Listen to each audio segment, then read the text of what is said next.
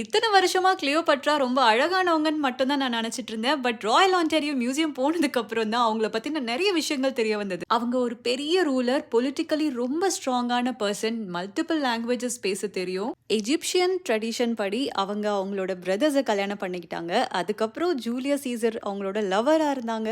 Julius Caesar இறந்ததுக்கு அப்புறமா mark ஆண்டனிய கல்யாணம் பண்ணாங்க.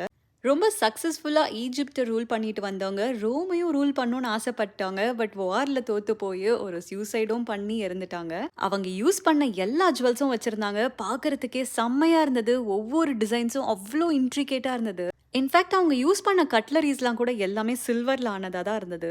இன்னும் எக்கச்சக்க ஆர்டிஃபேக்ட்ஸ் இந்த மியூசியம்ல வச்சிருக்காங்க. அது மட்டும் கிடையாது. வேர்ல்ட் வார் 2ல நடந்த மிகப்பெரிய ஒரு சேட்னிங்கான விஷயம் ஆஷ்விட்ஸ்.